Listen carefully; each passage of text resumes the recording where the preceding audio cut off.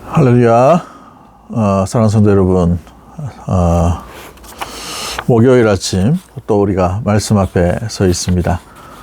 말씀과 함께 살아가는 것, 짧게라도 우리가 말씀을 기억하고 한 번을 읽고 그 말씀을 돌아보고 더 책임질하고 또 묵상하고 그 말씀을 붙들고 이 말씀이 주는 의미가 무엇인가를 생각하며 말씀과 함께 이 아침을 출발할 수 있게 되기를 주의 이름으로 간절히 축복합니다. 자, 오늘 본문에 누가복음 23장 13절부터 25절까지 말씀이죠.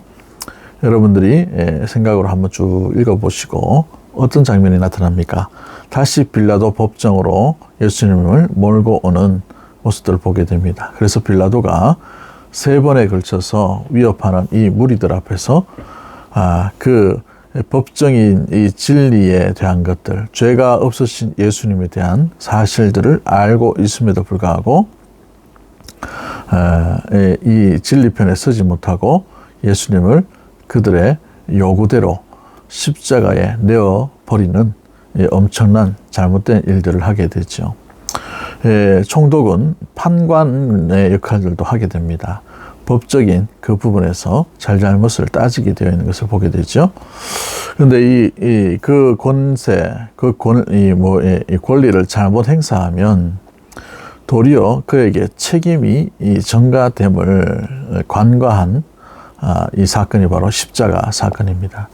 그가 군중 앞에서 손을 씻음으로 나는 죄가 없다. 너희가 이 죄에 대해서 죄값을 치르라. 라고 그렇게 행위를 했지만 그러나 판결을 내린 사람이 빌라도이기 때문에 우리 사도신경에 어떻게 고백하고 있습니까? 그렇죠. 본도 빌라도의 죄로 말미암아서 판결로 말미암아 넘어가게 되었다라고 계속해서 이렇게 일컬음을 받게 되는 것을 보게 됩니다. 자유할 수가 없는 부분이 여기에 있는 것이죠.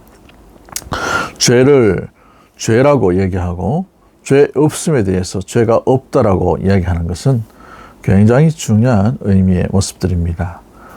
진리를 진리대로 간직하고 있다는 것은 굉장히 중요한 것이죠. 그러나 그 진리를 간직하고 있다 하더라도 알고 있음에도 불구하고 믿지 못하면 아무런 의미가 없고 소용이 없다는 것이죠.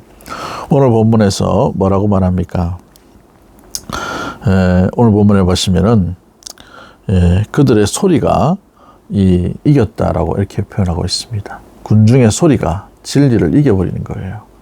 여론이 예수님의 오심과 예수님에 대한 것들을 부정하고 예수님을 죽음으로 몰고 가게 만들었다라는 것이죠. 22절 말씀해 보시면 세 번째 빌라도가 말하되 이 사람이 무슨 악한 일을 행하였느냐 나는 그에게서 죽일 죄를 찾지 못하였다 하니 때려서 놓으리라 하니 그들이 큰 소리로 재촉하여 십자가에 못 박기를 구하니 그들의 소리가 이긴지라 라고 되어 있습니다.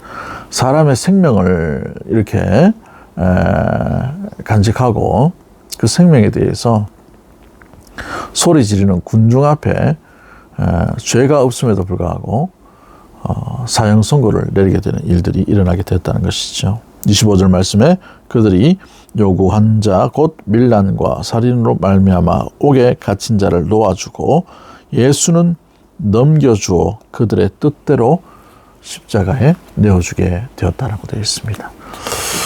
우리는 다시는 이와 같은 일들이 우리의 삶 가운데 일어나지 않도록 우리의 삶 형편 가운데에서 주님의 주님 되심을 항상 의심하지 말고 어떤 고난과 어떤 아픔과 어떤 상함과 우리 앞길 가운데에서 어떤 막힘이 있다 하더라도 예수님을 모시는 마음, 예수님을 붙드는 그 믿음에서 한 걸음도 물러서지 아니하고 예수님과 함께 동행하는 믿음의 모든 가족들이 되기를 주의 이름으로 간절히 축복합니다.